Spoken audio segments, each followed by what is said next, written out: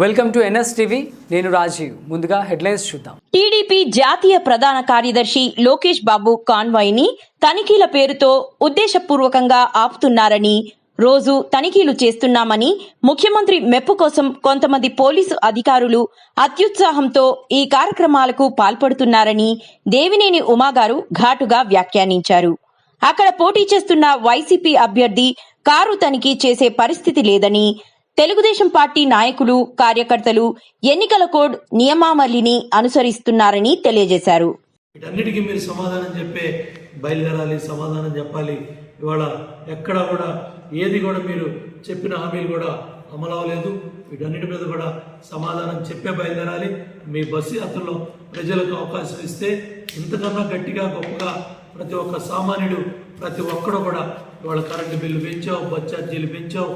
100 రూపాయలు వచ్చేది 1000 రూపాయలు కరెంటు బిల్లు వస్తూ ఉంది. బస్సు ఎక్కితే 3 సార్లు నుంచి 5 సార్లు బస్ ఛార్జీలు పెంచావు. చెత్త మీద పనిచేసావు. కనీసం రోడ్లు బాగు చేసింది లేదు, డొంగ రోడ్లు బాగు చేసింది లేదు, లింక్ రోడ్లు బాగు చేసింది లేదు, ఒక రోడ్లో గుంటలు కూర్చింది లేదు. పంచాయతీరాజ్, ఆర్ఎండ్బి, పిఎంజిఎస్వై ఎక్కడ ఏ రోడ్డు కూడా ఒక రోడ్డు పూర్తి చేసిన పరిస్థితిలో రాష్ట్రంలో రోడ్డు పరిస్థితి ఆ విధంగా ఉంది. పెరిగిన ధరలతో లక్షల కోట్లు పెంచిన పనుల మీద వసూలు చేశావు. ఇవన్నీ కూడా, ఈ పాపాలన్నీ కూడా ప్రశ్నించడానికి ప్రజలు సిద్ధంగా ఉన్నారు.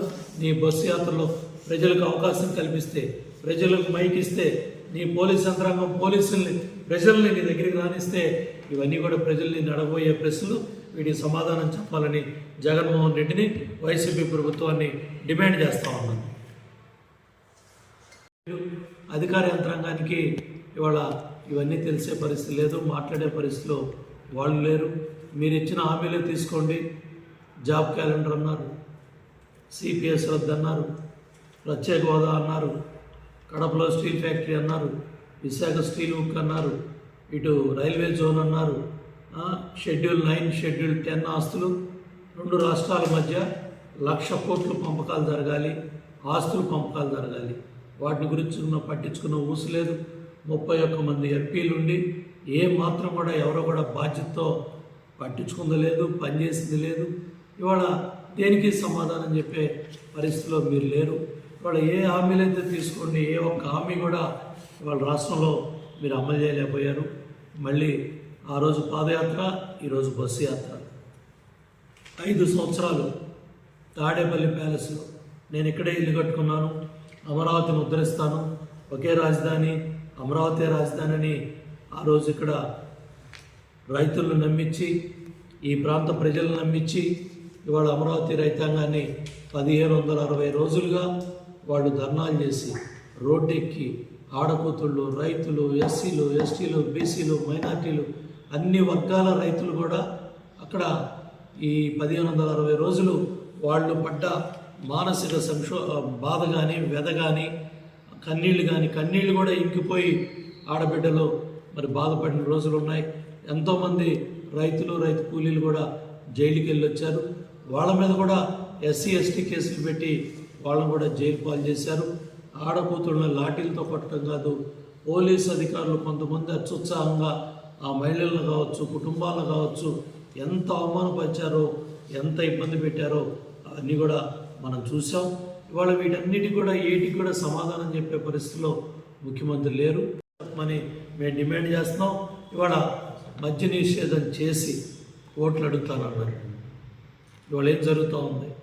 విశాఖలో డ్రగ్ మాఫియా ఏ విధంగా కంటైనర్లో 50,000 కోట్ల మరి ఈ కొకైన్, వాటికి సంబంధించిన మత్తు పదార్థాలకు సంబంధించిన అవన్నీ కూడా కంటైనర్ల ద్వారా ఎన్నికల కోడ్ వచ్చింది కాబట్టి ఈ కంటైనర్ దొరికింది. అదే కోడ్ రాకపోతే అక్కడ స్థానిక పోలీసులు పట్టుకునే పరిస్థితి ఉండేది కాదు, సిబిఐ వచ్చే పరిస్థితి ఉండేది కాదు. ఇవన్నీ కూడా మీ పాపాలన్నీ కూడా 5 ఏళ్లలో మీరు చేసిన పాపాలు. రాష్ట్రాన్ని గంజాయి ఆంధ్రప్రదేశ్ చేశారు. రాష్ట్రం హరిత ఆంధ్రప్రదేశ్ ఉండేది, స్వర్ణాంధ్రప్రదేశ్ ఉండేది. అటువంటి ఆంధ్రప్రదేశ్ని ఇవాళ మీరు గంజాయి Andhra Pradesh, blade batch Vijayawada RTC బస్టాండ్లోనే స్వైర విహారం చేస్తూ ఉందంటే శాంతి భద్రతలు ఏ పరిస్థితిలో ఉన్నాయి? ఏ విధంగా మరి ఇవాళ పల్లి రఘునాథ్ రెడ్డి అనుచరుడిని మరి అక్కడ పుట్టపర్తి ప్రాంతంలో మరి నిర్దాక్షిణ్యంగా చంపుతున్నారంటే ఇవాళ చంద్రయ్య కావచ్చు, చాలామంది నిన్నే చేనేత కుటుంబం గురించి మాట్లాడుకున్నాం, పద్మశాలి కుటుంబం గురించి మాట్లాడుకున్నాం, సలాం కుటుంబం గురించి మాట్లాడుకున్నాం, ఎస్సీ ఎస్టీ బీసీ మైనార్టీ అన్ని వర్గాలకు సంబంధించిన మరి ఏ విధంగా మీ నాయకులు డోర్ డెలివరీ చేస్తూ ఉన్నారు. చంపి డోర్ డెలివరీ చేసిన ఎమ్మెల్సీని మీ పక్కన కూర్చోబెట్టుకొని మీ బస్సు యాత్రలో మీరు ఏ విధంగా ఓట్లు అడుగుతారు జగన్ రెడ్డి అని నేను అడుగుతూ ఉన్నాను. 45 ఏళ్ళకే పెన్షన్ ఇస్తా అన్నావు, దాని ఊసు లేదు. దాన్ని మార్చి మరి ఏ ఉద్ధరించావో కూడా చెప్పాల్సిన పరిస్థితి ఉంది. ఇవాళ మీరు ఇచ్చిన నాసిరకం మద్యం బారిన పడి ఎన్ని కుటుంబాలు చిన్నాభిన్నమైనయో, దగ్గర ఎన్ని వేల కోట్ల దోపిడీ జరిగిందో, land sand wine mine cent పట్టాల్లో లక్షల కోట్లు దోపిడీ జరిగింది. ఈ డబ్బంతా కూడా కక్కిస్తాం. సుమారు 8 లక్షల కోట్ల రూపాయలు దోపిడీ జరిగింది. ఇవన్నీ బట్టబయలు అవ్వాలి, ఇవన్నీ బయటికి రావాలి. వీటి గురించి మాట్లాడే ధైర్యం ఉందా జగన్ రెడ్డికి అని చెప్పి మేము డిమాండ్ చేస్తూ ఉన్నాం. ఇవాళ మేము 12 గంటలు 18 గంటలు 24 గంటలు రైతాంగానికి కరెంట్ ఇప్పించాం. CCI పత్తి మరి CCI పెట్టి సెంట్రల్ పెట్టి cotton corporation of India central government మీద ఒత్తిడి తెచ్చి పత్తి కొనిపించేవాళ్ళం. మార్కెట్ ద్వారా మరి కమర్షియల్ క్రాప్స్ కొనిపించేవాళ్ళం. ఇవాళ మార్కెట్ పనిచేయట్లా, CCI వచ్చిన పరిస్థితి లేదు.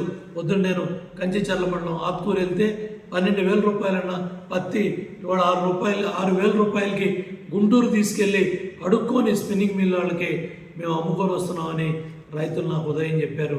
యాత్రను అడ్డం పెట్టుకొని మళ్ళీ ప్రజలను నమ్మించాలని, మళ్ళీ ఓట్లు దండుకోవాలని, మళ్ళీ మాయమాటలు చెప్పాలని మొన్నటిదాకా సిద్ధం సభలు అన్నాడు. తర్వాత ఇప్పుడు మేమంతా సిద్ధం సభలు అంటున్నాడు. మళ్ళీ బస్సు యాత్ర అంటున్నాడు. మీరు ఈ 2,30,000 ఉద్యోగాలు ఉన్నాయన్నారు. ఒక్క ఉద్యోగం ఇచ్చారా? APPC ఉద్యోగాలు కోర్టుల్లో పెట్టి ఏ విధంగా మరి చాలామంది సామాన్య పేద మధ్యతరగతి కుటుంబాలకు సంబంధించిన పిల్లలు వాళ్ళకున్న ఆస్తులు తాకట్టు పెట్టి ఉన్న ఎకరం పొలం అమ్ముకొని హైదరాబాద్ వెళ్ళి, మెడ్రాస్ వెళ్ళి, బెంగళూరు వెళ్ళి ప్రవేశ పరీక్షల కోసం లక్షల రూపాయలు ఖర్చు పెడితే ప్రతి ఏటా DSC ఇస్తాను, టీచర్ ఉద్యోగాలన్నీ ఫిలప్ చేస్తాను, మరి కొత్త ఉద్యోగాలు తీసుకొస్తానని వేల కోట్ల రూపాయలు పెట్టుబడి పక్క రాష్ట్రాలకు తరలిపోయినాయి. ఉన్న పరిశ్రమలో కూడా మీ కమిషన్ల దందాలకి అందరూ పారిపోయి ఇవాళ ఒక్క పరిశ్రమ కూడా ఈ రాష్ట్రంలో ఈ 5 ఏళ్లలో మేము పెట్టామని కానీ, ప్రొడక్షన్ వచ్చిందని కానీ, 10 మందికి ఉద్యోగాలు ఇచ్చామని కానీ చెప్పే IT మినిస్టర్ లేడు, ఇండస్ట్రీ మినిస్టర్ లేడు, ప్రాజెక్టులు పూర్తి చేస్తానని చెప్పిన ఇరిగేషన్ మంత్రి లేడు. ఒక్క ప్రాజెక్ట్ కూడా మీరు పూర్తి చేయలే. పోలవరం డ్యామ్ని ఇవాళ గోదావరిలో ముంచేసి డయాఫ్రమ్ వాల్ కూడా గోదావరిలో మునిగిపోయింది. ఆ నిర్వాసితులు 10 లక్షలు ఇస్తానన్నారు, 5 లక్షలు మళ్ళీ ఇస్తానన్నారు. ఎంతమందికి ఇచ్చారు? ఎన్ని వేల కోట్లు వాళ్ళ అకౌంట్లో వేశారు? ఎన్ని వేల ఇల్లు కట్టారు? ఎంతమంది నిర్వాసితులు ఉద్ధరించారు? ఇవాళ రంపచోడవరంలో మీకు ఓటు అడిగే హక్కు ఉందా? పోలవరంలో ఓటు అడిగే హక్కు ఉందా? పోలవరం డ్యామ్ని నాశనం చేసి రైతాంగాన్ని ఇవాళ మీరు ఏమని ఓటు అడుగుతారు?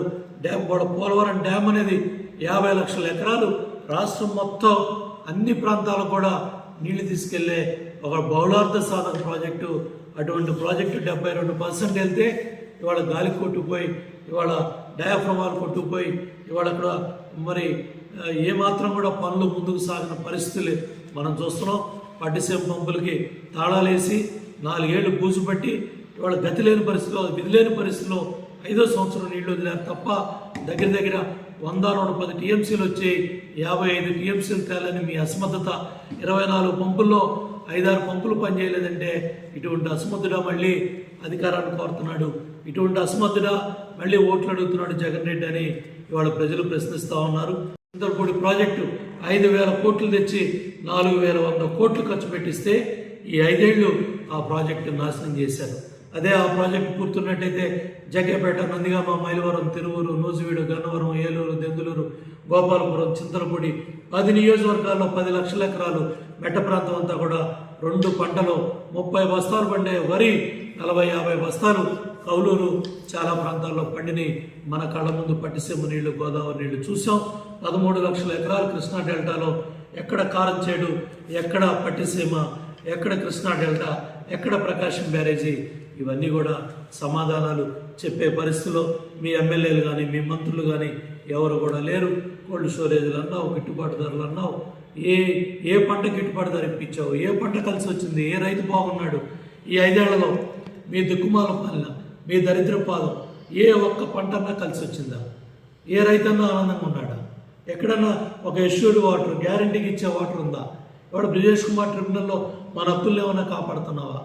మొత్తం పక్క రాష్ట్రంలో ఆ రోజు పక్క రాష్ట్రంతో పోరాటం చేసి చంద్రబాబు నాయుడు గారు మన రాష్ట్ర వాటా 512 టీఎంసీలకి సంతకాలు పెట్టిస్తే 299 టీఎంసీలు పక్క రాష్ట్రానికి ఢిల్లీలో మేము సంతకం పెట్టిస్తే పక్క రాష్ట్రం మంత్రితో ఇవాళ ఆ రాష్ట్రంలో 2 జాతీయ పార్టీలు 2 ప్రాంతీయ పార్టీలు గుద్దులాడుకుంటా ఉన్నాయి. ఆ రోజు చంద్రబాబు నాయుడు గారు ముందు చూపుతో మన బచావ్ ట్రిబ్యునల్ ఇచ్చిన హక్కుల్ని 512 టీఎంసీలు మనకు హక్కు ఉందని కృష్ణా జలాల మీద సంతకం పెట్టడం వల్ల ఇవాళ మన హక్కులు కాపాడబడ్డాయి. Krishna river management board office కూడా సముద్రం దగ్గర విశాఖపట్నంలో పెట్టడానికి ఉత్తరం రాశామంటే జగన్ రెడ్డి నీ పాలనలో కృష్ణా జలాల మీద నీకేమి అవగాహన ఉంది? గోదావరి జలాల మీద నీకే అవగాహన ఉంది? పోలవరం డ్యాము ఇరిగేషన్ ప్రాజెక్టుల మీద నీకే అవగాహన ఉంది? గిట్టుబాటుదారుల మీద నీకే అవగాహన ఉంది? ఇవన్నీ కూడా ప్రజలు అడిగిస్తూ ఉన్నారు. ఉపాధి హామీలో ఎన్ని సిమెంట్ రోడ్లు వేసాం, ఎన్ని కార్యక్రమాలు చేసాం, నీరు చెట్టు, నీరు ప్రగతి. ఇవాళ ఎక్కడుంది వాటర్ కన్జర్వేషన్ కానీ, గ్రౌండ్ వాటర్ కానీ ఎవడన్నా పట్టించుకునేవాడు, మాట్లాడేవాడు ఉన్నాడా? ఏటికి సమాధానాలు లేవు. వీటన్నిటి కూడా ఇవాళ బోర్లు వేస్తానన్నావు, వైఎస్ఆర్ బోర్ పథకం అన్నావు, ఆ పథకం అన్నావు, ఈ పథకం అన్నావు. మీ తండ్రి పేరు నీ పేరు పెట్టుకోవడం తప్ప ఆరోగ్యశ్రీ కూడా అనారోగ్యశ్రీ అయిపోయింది. ఎయిమ్స్ హాస్పిటల్ చంద్రబాబు నాయుడు గారు 1650 కోట్లతో తాడేపల్లి మంగళగిరిలో కట్టిస్తే కనీసం మంచినీళ్ళు ఇవ్వలేని దౌర్భాగ్య పరిస్థితిలో ఇవాళ మీరుండి ఏ విధంగా మంగళగిరిలో ఓట్లు అడుగుతారు? ఇవాళ 100 కోట్లు తీసుకొచ్చి మంగళగిరిలో ఖర్చు పెట్టాలి, లేకపోతే ప్రతి నియోజకవర్గంలో 50 కోట్ల నుంచి 100 కోట్లు డబ్బులు పెట్టి ఇవాళ ఎన్నికల్లో గెలవాలనే ఒక దుర్మార్గమైన ఆలోచనతోనే మళ్ళీ మీరు బస్ యాత్రని ప్రజల్లో బయలుదేరారు. రెడ్డి రాష్ట్ర ముఖ్యమంత్రి జగన్మోహన్ రెడ్డి మళ్ళీ ప్రజలను నమ్మించడానికి ఆ రోజు పాదయాత్ర పేరుతో ఒక్క ఛాన్స్ అనే మాటతో ఆ రోజు ముద్దులు పెట్టారు.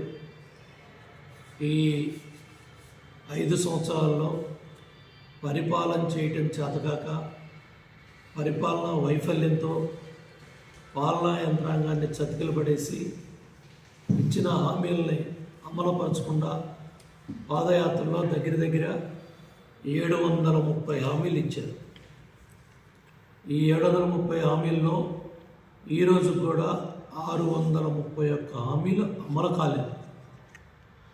మీరు పాదయాత్రలో ఇచ్చిన హామీలు 730, ఏదైతే ఎన్నికలకు వెళ్ళే ముందు నవరత్నాల పేరిటి కరపత్రాలు తీసుకొచ్చి కలం పుస్తకాలు తీసుకొచ్చి ఈ నవరత్నాలే మేము చేస్తామని చెప్పి ఆ నవరత్నాల్లో కూడా ఇచ్చిన హామీలు కూడా అమలు చేయకుండా అమ్మఒడి అవ్వచ్చు.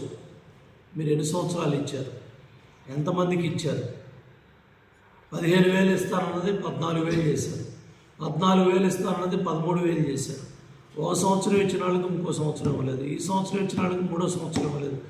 ఇస్తానన్న సంవత్సరంలో ఒక సంవత్సరమే కొట్టారు.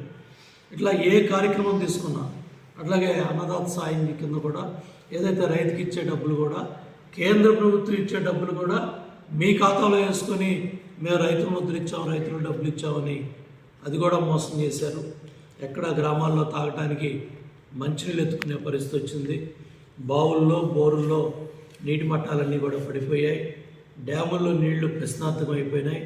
శ్రీశైలం డ్యామ్ అవ్వచ్చు, నాగార్జున సాగర్ అవ్వచ్చు, ఏ డ్యామ్లో తీసుకున్నా ఇవాళ ఎండాకాలం వస్తుంది.